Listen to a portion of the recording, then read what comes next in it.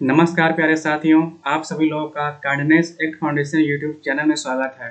दोस्तों, आज मैं इस वीडियो के माध्यम से स्टैटिक जीके के रिवीजन का तीसरा सेशन लेकर आया हूं। तो दोस्तों, आइए आज का क्लास स्टार्ट करते हैं। भारतीय राष्ट्रीय प्रौद्योगिकी दिवस कब मनाया जाता है? तो दोस्तों, ये भारतीय राष्ट्रीय प्रौद्योगिकी दिवस 11 मई को मनाया जाता है। और ये क्यों मनाया जाता है दोस्तों? क्योंकि इसी दिन 1998 को द्वितीय परमाणु परीक्षण हुआ था। द्वितीय परमाणु परीक्षण हुआ था और ये कहाँ पर हुआ था? ये राजस्थान के पोखरण क्षेत्र में हुआ था, इसलिए इसे ही पोखरण 2 भी बोलते हैं। दोस्तों, ये जो परमाणु परीक्षण हुआ था, इसके कोड का नाम अगर पूछा जाए तो इसके कोड का नाम है ऑपरेशन शक्ति। इसके कोड का नाम दोस्तों ऑपरेशन शक्ति है। और दोस्तों, इसी के उपलक्ष्य में अटल बिहारी वाजपेयी जी ने एक नारा दिया था। उस नारा का नाम है जय जवान जय किसान जय विज्ञान के नाम से। ये नारा अटल बिहारी वाजपेयी के द्वारा दिया गया था। अटल बिहारी वाजपेयी जी के द्वारा ये दिया गया था। अब दोस्तों, आपको इसे कैसे इंटरलिंक करना है? जैसे ही आपने ये देखा द्वितीय परमाणु परीक्षण, तो आपके माइंड में ये तुरंत आना चाहिए कि पहला परमाणु परीक्षण कब हुआ था। और जैसे ही आप ये ऑपरेशन शक्ति देखें तो आपके माइंड में इससे मिलता जुलता ऑपरेशन मेघदूत होता है, वो आना चाहिए। और जैसे ही आप जय जवान जय किसान जय विज्ञान देखें तो आपके माइंड में ये भी आना चाहिए जय जवान जय किसान, जो कि हमारे भारत देश का राष्ट्रीय नारा है, वो माइंड में आना चाहिए। तो आइए वो उसको भी डिस्कशन कर लेते हैं। तो दोस्तों, द्वितीय परमाणु परीक्षण यानी पोखरण 2 ये कब हुआ था दोस्तों? ये इंदिरा गांधी के समय 8 मई 1974 को ये हुआ था। और पोखरण में ही हुआ था, इसलिए पोखरण 2 के नाम से भी जानते हैं। और इसमें एक चीज और, जो कोड था वहां पर क्या कोड था? ऑपरेशन शक्ति था। यहाँ पर कोड का नाम था स्माइलिंग बुद्धा। स्माइलिंग बुद्धा, बुद्ध मुस्कुराए, ये कोड का नाम था। और इस टाइम जो प्रधानमंत्री कौन थी? ये इंदिरा गांधी। अब दोस्तों, नेक्स्ट ये है ऑपरेशन मेघदूत किससे संबंधित है? हमने ऑपरेशन शक्ति देखा जो कि परमाणु परीक्षण द्वितीय का कोड था, और ऑपरेशन मेघदूत के जरिए ये संबंधित है दोस्तों सियाचिन पर पुनः कब्जे। दोस्तों, पाकिस्तान सियाचिन पर अधिकार जमा लिया था, उसको पुनः कब्जा करने के लिए ऑपरेशन मेघदूत ये चलाया गया था 1984 में। 13 अप्रैल 1984 में ऑपरेशन मेघदूत चलाया गया था। अब दोस्तों, नेक्स्ट क्वेश्चन ये है, विश्व में सबसे ऊंचा युद्ध स्थल कौन सा है? तो दोस्तों, ये जो सियाचिन ग्लेशियर ही है ना, ये सियाचिन ही विश्व में सबसे ऊंचा युद्ध स्थल है। नेक्स्ट क्वेश्चन ये है, हिमालय का सबसे बड़ा ग्लेशियर कौन सा है? हिमालय का सबसे बड़ा ग्लेशियर दोस्तों ये सासैनी है। और हिमालय का दूसरा सबसे बड़ा ग्लेशियर ये सियाचिन है। दोस्तों, अगर कभी किसी ऑप्शन में सियाचिन ग्लेशियर को ये करेक्ट किया जाए तो समझ लीजिए कि वहां पर सासैनी नहीं दिया होगा। अगर सासैनी दिया है तो हिमालय का सबसे बड़ा ग्लेशियर सासैनी ही है। मैंने यहाँ इंटर करंट करके इस क्वेश्चन को दिया क्योंकि यहाँ सियाचिन की बात, पिछले क्वेश्चन में सियाचिन की बातचीत हो रही थी। अब दोस्तों, आइए ग्लेशियर के बारे में ही देख लेते हैं जो कि हिमालय में स्थित है। दोस्तों, मैप के जरिए थोड़ा समझते हैं।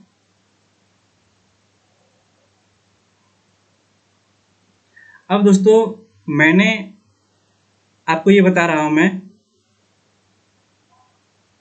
हिमालय जो उत्तर का पर्वतीय प्रदेश है हमारे भारत का, ये 3 पार्ट में डिवाइड किया गया है। दोस्तों ये जो पोर्शन है, ये हिमालय है, और यहाँ पर जो अरुणाचल प्रदेश वाला एरिया पड़ता है, पूर्वी राज्य जो पड़ते हैं, वहां पर पूर्वांचल हिमालय है।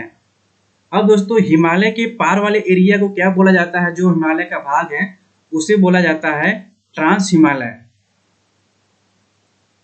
और ट्रांस हिमालय में ही भारत में यानी जम्मू कश्मीर में 3 श्रेणियां पाई जाती हैं, एक काराकोरम, दूसरा लद्दाख, और जो तीसरा है वो जास्कर है। अब दोस्तों ये जो सासैनी और सियाचिन ग्लेशियर है, ये यहीं पर काराकोरम श्रेणी पर ही स्थित है, यानी लद्दाख में काराकोरम श्रेणी पर स्थित है। अब काराकोरम श्रेणी में अगर स्थित है तो इसी में काफी इंपॉर्टेंट ग्लेशियर है, उसको देख लेते हैं। दोस्तों यहाँ पर सासैनी हो गया, फिर उसके आगे बढ़ते हैं दोस्तों, यहाँ पर सियाचिन ग्लेशियर हो गया। जो इम्पॉर्टेंट वही आपको यहाँ पर बता रहा हूँ। और दोस्तों आगे और बढ़ेंगे तो ये बलटोरा ग्लेशियर हो गया। और दोस्तों आगे यहाँ पर बढ़ेंगे, ये यहाँ आपको याद रखना पड़ेगा बियाफो ग्लेशियर, और यहाँ पर दोस्तों है ये हिस्पर ग्लेशियर। कम से कम इसमें और कई हैं, जैसे दोस्तों यहाँ पर सासैनी हो गया, सियाचिन हो गया, बलटूरा हो गया, एकदम इधर बटूरा हो गया, यहाँ लोगोचुंगमा हो गया, यहाँ इस्कामीर हो गया। लेकिन आपको कम से कम सासैनी, सियाचिन, बलटोरा, बियाफो और हिस्पर ग्लेशियर ये याद रखना पड़ेगा। और ये सभी के सभी कहाँ पर है, किस श्रेणी पर, काराकोरम श्रेणी पर, ट्रांस हिमालय के काराकोरम श्रेणी पर। नेक्स्ट क्वेश्चन आते हैं दोस्तों, जय जवान जय किसान का नारा किसने दिया था। दोस्तों ये जय जवान जय किसान नारा ये तत्कालीन प्रधानमंत्री लाल बहादुर शास्त्री के द्वारा दिया गया था। ये कब दिया गया था दोस्तों, ये जब ये 1965 में भारत और पाक का युद्ध हो रहा था, तब ये दिया गया था। नेक्स्ट क्वेश्चन ये है, जय जवान जय किसान जय विज्ञान का नारा, तो आप लोग ये देखिए, ये अटल बिहारी वाजपेयी जी के समय ये जी के द्वारा ये नारा दिया गया। और ये किस लिए दिया गया, जो द्वितीय परमाणु परीक्षण हुआ था उसके सक्सेस होने के उपलक्ष्य में ये दिया गया था। दोस्तों आपने देखा कि मैं एक ही क्वेश्चन यहाँ पर लिया और उसको इंटरकनेक्ट करके जितने जितने क्वेश्चंस आते हैं एग्जाम में, मैंने उसको यहाँ पर डिस्कशन किया। इसी तरीके से आपको भी इंटरलिंक करके आगे की पढ़ाई करना है। दोस्तों नेक्स्ट क्वेश्चन ये है, किस संविधान संशोधन को लघु संविधान कहा जाता है। दोस्तों इसका सही आंसर है संविधान संशोधन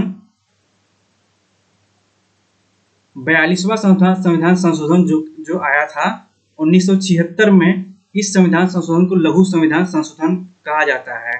अब दोस्तों आपके माइंड में ये आना चाहिए कि इसे क्यों कहा जाता है, क्योंकि दोस्तों इसी संविधान संशोधन के अंतर्गत मैं आपको बताने जा रहा हूं प्रस्तावना में 3 वर्ड जोड़े गए थे। और कौन से वो 3 वर्ड हैं, ये समाजवादी, पंथ निरपेक्ष और अखंडता। ये तीनों शब्द यहाँ पर जोड़े गए थे इस संविधान संशोधन के अंतर्गत ही। दूसरा आपको याद रखना पड़ेगा दोस्तों, जो मौलिक कर्तव्य है, मौलिक कर्तव्य को जोड़ा गया था। आप यहाँ बताएंगे केवल 10 मौलिक कर्तव्यों को ही जोड़ा गया था। वैसे अगर मौलिक कर्तव्य की बात करते हैं दोस्तों, तो इसकी संख्या कितनी है, इसकी संख्या 11 है। तो जो 10 किया गया था ये 42वां 1976 के द्वारा किया गया था, और जो 11वां ऐड किया गया था वो कब किया गया था दोस्तों, ये 86वां संशोधन के अनुसार किया गया था, जो 2002 में ऐड किया गया था। अब मौलिक कर्तव्य ही दोस्तों ये किस भाग में है? ये भाग 4 में है, और ये अनुच्छेद की अगर बात करें किसमें जोड़ा गया था, ये 51 क में जोड़ा गया था। तो दोस्तों इसी 42वां संशोधन के अंतर्गत ही इसके अंतर्गत ही दोस्तों आपको एक बात और याद रखना पड़ेगा कि जो आप ये विषय हैं, जनसंख्या और शिक्षा, दोस्तों ये दोनों जो विषय थे पहले राज्य सूची के अंतर्गत आते थे, और ये अब किसमें कर दिया गया? ये समवर्ती सूची में इसको शामिल कर दिया गया। इस संशोधन के तहत 42वां संशोधन के तहत ऐड कर दिया गया था। तो दोस्तों अब जब भी आपके सामने ये लघु संविधान आए या 42वां संशोधन आए, तो आपको ये तीनों प्रस्तावना, 10 मौलिक कर्तव्य और विषय जनसंख्या और शिक्षा, ये आपको तुरंत मेमोराइज करनी चाहिए। नेक्स्ट क्वेश्चन दोस्तों, शिक्षा का अधिकार किस संविधान संशोधन के तहत शामिल किया गया था? तो दोस्तों जो ये संविधान संशोधन था, ये कौन सा संविधान संशोधन था? ये 86वां संशोधन था, और जो कब ऐड किया गया था? जो 2002 को ऐड किया गया था। अब किसमें ऐड किया गया था दोस्तों? ये भाग 3 में ऐड किया गया था, और भाग 3 के स्वतंत्रता के अधिकार के अंतर्गत इसको शामिल किया गया था, जो कि दोस्तों 19 से 22 अनुच्छेद के बीच में है स्वतंत्रता का अधिकार। और 21 किसमें किया गया था? ये 21A अनुच्छेद में किया गया था। अब दोस्तों आपने ये देखा कि संविधान संशोधन ये जो 86वां है, ये एक तो 21A को जोड़ा गया। अब 21A में क्या था ये थोड़ा देख लेते हैं। 21A में दोस्तों ये था कि जो 6 से 14 वर्ष के बच्चे हैं उनको निःशुल्क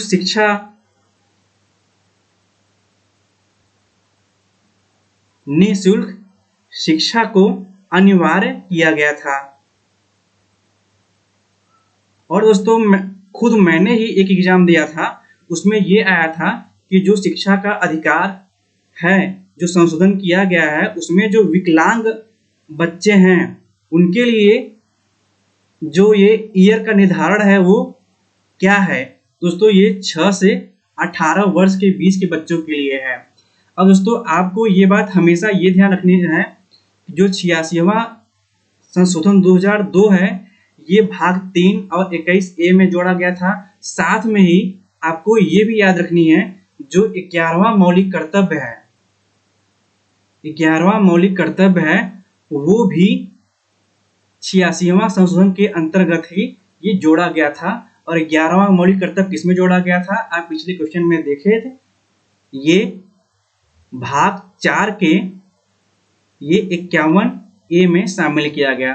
तो इस तरीके से आपको जब भी अब 86वां संशोधन आए, तो आपको भाग 3 का ये 21A आर्टिकल याद रखना है, और ये 11वें मौलिक कर्तव्य को याद रखना है। नेक्स्ट क्वेश्चन दोस्तों आते हैं। दोस्तों इसी में जो आपने यहाँ पर देखा कि शिक्षा का ये संविधान संशोधन जो लाया गया था 21A में, इसे ऐड किया गया था। तो इसी शिक्षा के अधिकार को क्रियान्वयन करने के लिए मैं यहाँ लिख रहा हूँ दोस्तों, इसी शिक्षा के अधिकार को क्रियान्वयन करने के लिए 2009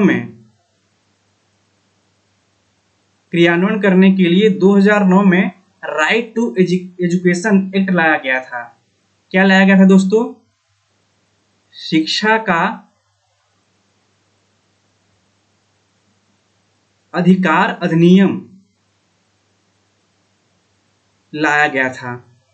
दोस्तों ये क्या है? राइट टू एजुकेशन एक्ट कब लाया गया था? 2009 में। ये भी आपको क्वेश्चन काफी महत्वपूर्ण है, ये याद रखना पड़ेगा। अब दोस्तों नेक्स्ट क्वेश्चन ये है कि शिक्षा के अधिकार की मांग पहली बार किसने की? तो ये शिक्षा के अनिवार्यता की मांग, यहाँ पर शिक्षा का अधिकार था, तो यहाँ पर किसने ये कहा था कि शिक्षा की अनिवार्य ये बिल्कुल है? तो ये दोस्तों मांग पहली बार ये किए थे गोपाल कृष्ण गोखले ने। दोस्तों गोपाल कृष्ण गोखले ये किसके गुरु थे? ये महात्मा गांधी जी के गुरु थे। और अगर ऐसे ही पूछा जाए गोपाल कृष्ण गोखले के गुरु कौन थे? दोस्तों गोविंद रनाडे इनके गुरु थे। अब दोस्तों गोपाल कृष्ण गोखले से ही आपको ये क्वेश्चन याद आनी चाहिए कि गोपाल कृष्ण गोखले ने ही सर्वेंट सोसाइटी ऑफ इंडिया की स्थापना किए थे। सर्वेंट सोसाइटी ऑफ इंडिया की स्थापना किए थे। कब किए थे दोस्तों? ये 1905 में, ये महाराष्ट्र के पुणे में। दोस्तों ये क्वेश्चन हमारे सीरीज में ये रिपीट हुआ है, तो इस तरीके से आप देखेंगे कि धीरे धीरे आपको हर एक क्वेश्चन धीरे धीरे रिपीट होने लगेगा और आपके माइंड में हमेशा छपने लगेगा। दोस्तों आप लोग बिल्कुल लास्ट तक बने रहिए, जिससे आप इस सीरीज से आपको काफी फायदा मिले। तो दोस्तों यहाँ पर राष्ट्रीय शिक्षा नीति की बात हो रही थी, तो राष्ट्रीय शिक्षा नीति के बारे में यहाँ पर बात कर लेते हैं दोस्तों। अब दोस्तों राष्ट्रीय शिक्षा नीति अभी हाल ही में ये 2020 में ये आई। अब दोस्तों क्वेश्चन इसमें ये पूछा जाता है राष्ट्रीय शिक्षा नीति 2020 ये किस समिति के तहत लाया गया? दोस्तों ये के कस्तूरी रंगन समिति के द्वारा ये राष्ट्रीय शिक्षा नीति लाया गया। और ये के कस्तूरी रंगन ये इसरो के भी अध्यक्ष रह चुके हैं। अब क्वेश्चन ये भी पूछा जाता है कितने साल बाद ये राष्ट्रीय शिक्षा नीति लाई गई है? दोस्तों ये 34 साल बाद राष्ट्रीय शिक्षा नीति लाई गई है। तो इससे पहले राष्ट्रीय शिक्षा नीति कब आई थी? ये 1986 में आई थी। अब दोस्तों अब हमें इसी में ये जान लेनी चाहिए कि इसका फॉर्मेट क्या था शिक्षा का। जो शिक्षा ये चल रही थी पहले, अभी 2020 से पहले, उसका फॉर्मेट था 10+2। और दोस्तों जो 2020 वाला है शिक्षा नीति, उसमें क्या फॉर्मेट था? उसमें दोस्तों 5+3+3+4। अब इसके बारे में ये जान लेते हैं कि आखिर क्या था इसमें। दोस्तों ये 5 है दोस्तों, इसमें एक शुरुआती स्टेज होता है प्री फाउंडेशन स्टेज जिसे बोलते हैं। प्री फाउंडेशन स्टेज मतलब उन्हें स्कूल में भेजने से पहले ही इनकी एजुकेशन स्टार्ट हो जाती है। प्री फाउंडेशन स्टेज प्लस पहला क्लास और दूसरा क्लास इसके अंतर्गत आएगा। अब ये जो 3 है ये क्या है दोस्तों? इसमें क्या है दोस्तों? ये तीसरा क्लास, चौथा क्लास, 5वां क्लास आएगा। अब जो ये नेक्स्ट 3 है ये क्या है दोस्तों? ये 6th class, 7th class, 8th class आएगा। और ऐसे ही जो ये 4 है ये 9th to 12th क्लास इसके अंतर्गत शामिल किया जाएगा। तो दोस्तों यहाँ पर राष्ट्रीय शिक्षा नीति कंप्लीट हो गई। अब इसमें एक ये भी क्वेश्चन आता है नई शिक्षा नीति को लागू करने वाला पहला राज्य कौन सा है? दोस्तों नई शिक्षा नीति को लागू करने वाला पहला राज्य ये है हिमाचल प्रदेश। नेक्स्ट क्वेश्चन आते हैं दोस्तों, इससे हटा देते हैं अपने आप को। दोस्तों महत्वपूर्ण अधिनियम के बारे में ये क्वेश्चन बनता है।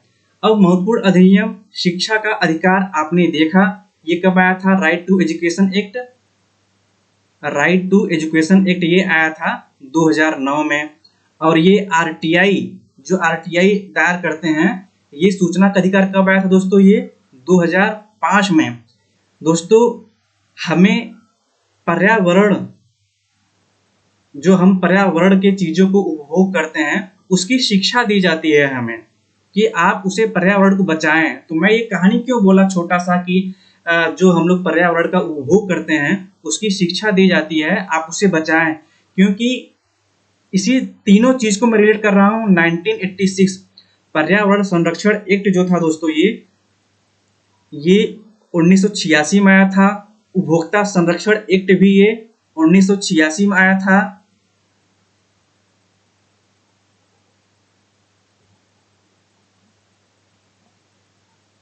पर्यावरण, उपभोक्ता और शिक्षा, ये तीनों के तीनों 1986 में ये आया था। अब दोस्तों यहीं पर एक बात और कर लेते हैं कि ये जो 1986 पर्यावरण से याद आया कि पर्यावरण दिवस कब पड़ता है। पर्यावरण दिवस दोस्तों 5 जून को पर्यावरण दिवस, विश्व पर्यावरण दिवस मनाया जाता है।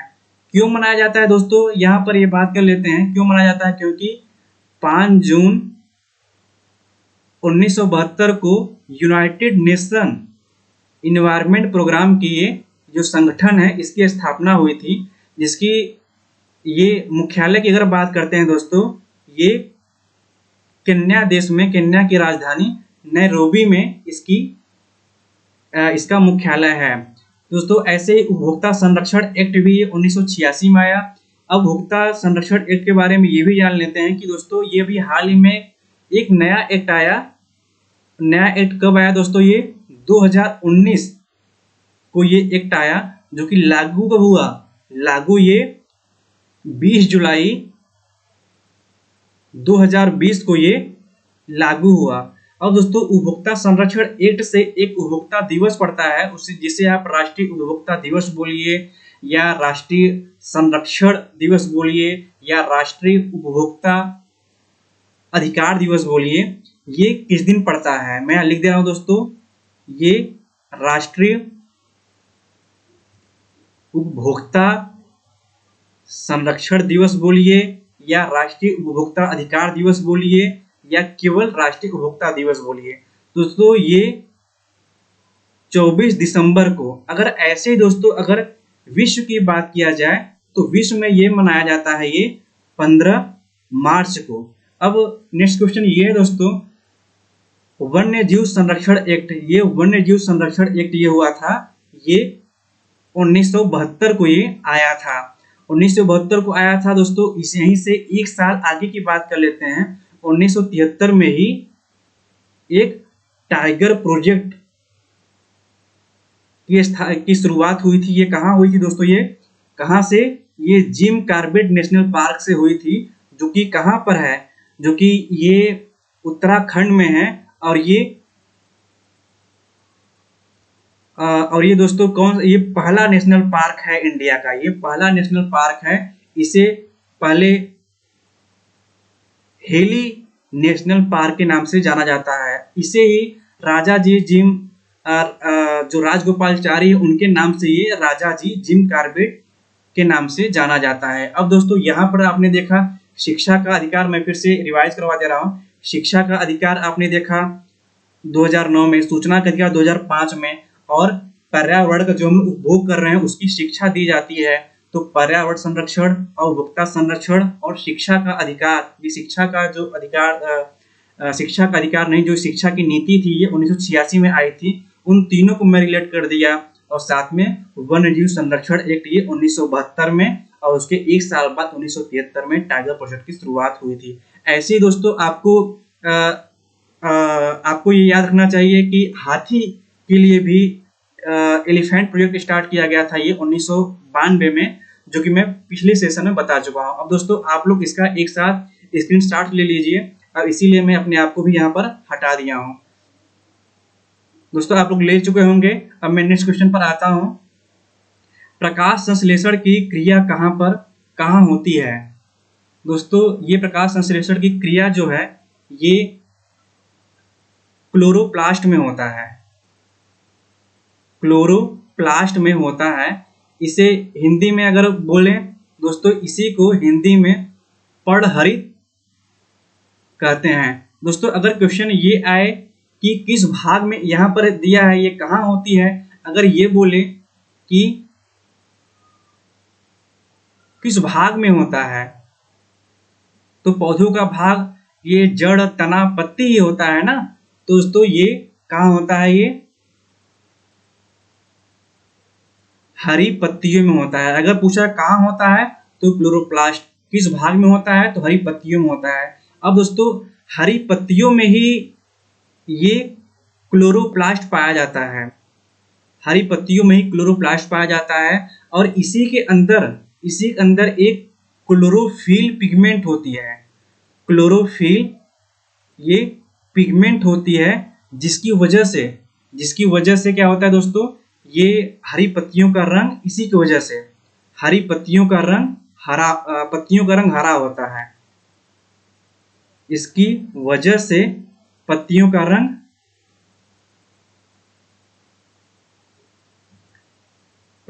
रंग हरा होता है। अब दोस्तों आप यहाँ पर ये जान लीजिए, क्लोरोप्लास्ट है, यहाँ पर प्रकाश संश्लेषण की क्रिया होती है, यानी यहाँ पर खाना बनता है पत्तियों का। तो दोस्तों इसीलिए जहाँ पर खाना बनता है उसे क्या बोलते हैं, रसोई बोलते हैं। इसलिए इसे पौधों का रसोई घर, अगर क्वेश्चन पूछा जाए पौधों का रसोई घर किसे बोलते हैं, तो क्लोरोप्लास्ट को बोलते हैं। पौधों का रसोई घर किसे बोलते हैं, क्लोरोप्लास्ट। यहाँ से आपका ये क्वेश्चन तैयार हो गया। अब दोस्तों एक क्वेश्चन मैं और बताना चाहूंगा यहीं पर, जो अगर क्वेश्चन ये पूछा जाए कि क्लोरोफिल पिगमेंट में कौन सा तत्व पाया जाता है, तो दोस्तों ये मैग्नीशियम तत्व पाया जाता है। दोस्तों इसका काम क्या है,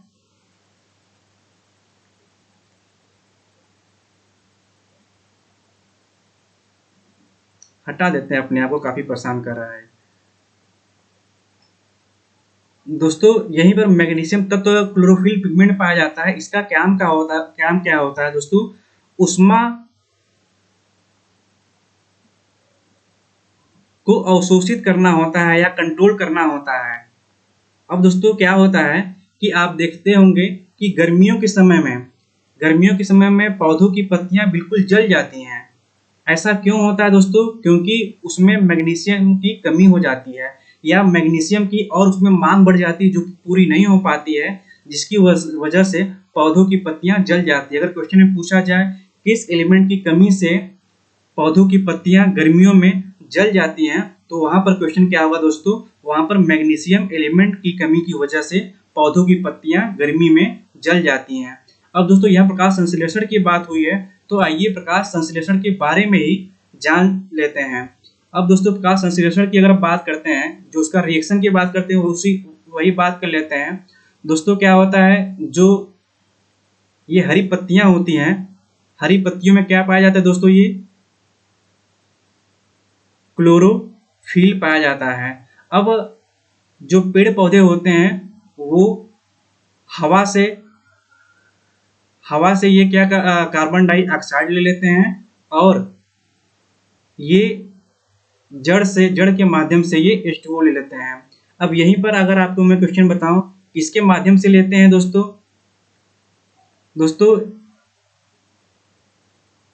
यहां से जल ऊपर जाएगा, और ये होता है जाइलम। हिंदी में इसे लिखते हैं, हिंदी में भी इसे जाइलम ही बोलते हैं।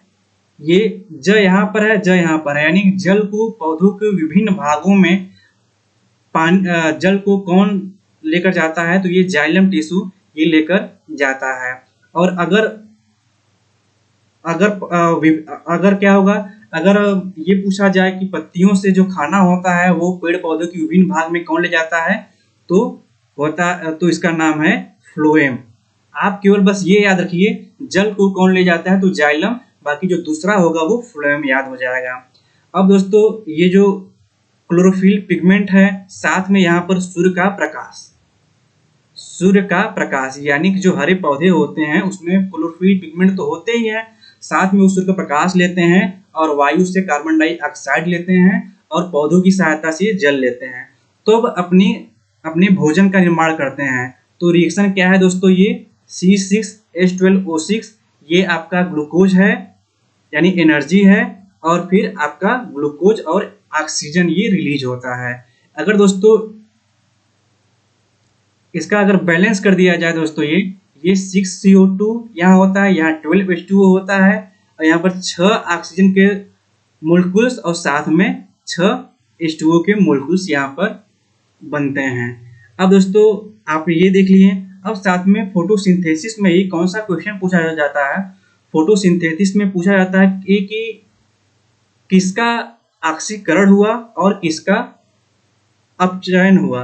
दोस्तों ऑक्सीडेशन और रिडक्शन मैं बोल रहा हूँ, मुझे अभी यहाँ कंफर्म नहीं हो रहा है कि ऑक्सीडेशन को ऑक्सीकरण बोलते हैं, पर रिडक्शन को अपचयन या उपचयन क्या बोलते हैं, ये आप लोग कंफर्म कर लीजिएगा। जो क्वेश्चन पूछा जाता है मैं वो बता रहा हूँ दोस्तों, कि एक का याद रखिए, जो यहाँ पर देखिए दोस्तों ऑक्सीजन है, H2O है। हम लोग जब भी ऑक्सीजन बनाना होता है लैब में तो जल लेते हैं, जल की सहायता से ऑक्सीजन बनाते हैं। तो सिर्फ एक को पकड़ना है, हम लोगों को एक को पकड़ना है, H2O को हमने पकड़ा, जल से हमें ऑक्सीजन बनाना है। तो यानी कि हम लोग समझ गए ऑक्सीजन किससे बना है, H2O से क्या बना दोस्तों, ये ऑक्सीजन बना। तो यहाँ पर देख रहे हैं दोस्तों, यहाँ पर ऑक्सीजन एक है, यहाँ पर दो है। एडिशन ऑफ ऑक्सीजन या ऑक्सीडेशन स्टेट से भी निकाल लेते हैं, बस आप यहाँ सिंपल लैंग्वेज समझिए। ऑक्सीडेशन एडिशन ऑफ ऑक्सीजन क्या होता है दोस्तों, ये ऑक्सीडेशन होता है। तो ऑक्सीडेशन को यहाँ पर मैं ऑक्सीकरण यानी कि किसका ऑक्सीकरण होता है, H2O का ऑक्सीकरण होता है। अब यहाँ आप खुद ही समझ जाइए कि CO2 का क्या होता है दोस्तों, ये अपचयन होता है, जो कि C6H12O6 ये अपचयन होता है। दोस्तों अगर पूछा जाए कि ग्लूकोज किससे बनता है, CO2 के अपचयन से। अपचयन किसका होता है, CO2 का होता है। ऑक्सीजन किससे बनता है, H2O का। फोटोसिंथेसिस रिएक्शन में किसका ऑक्सीकरण होता है, तो H2O का ऑक्सीकरण होता है और CO2 का अपचयन होता है।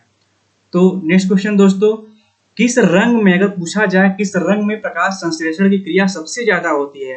दोस्तों केवल हरे पौधे ही केवल अपना खाना तो बनाते हैं नहीं, तो ये सारे पौधे खाना बनाते होंगे, चाहे वो उनकी पत्तियां पीले कलर की हो, चाहे हरे कलर के हो, चाहे रेड कलर की हो।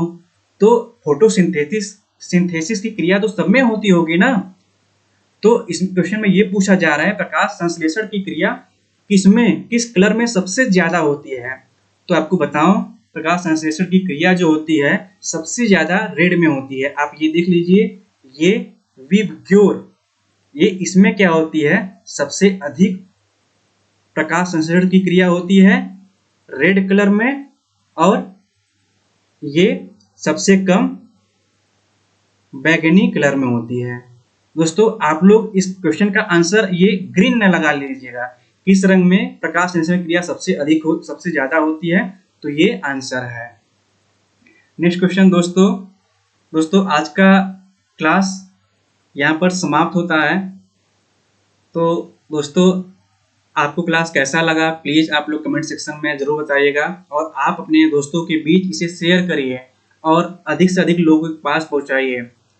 तो ठीक है दोस्तों, अब हम आपसे मिलते हैं नेक्स्ट क्लास में। नमस्कार।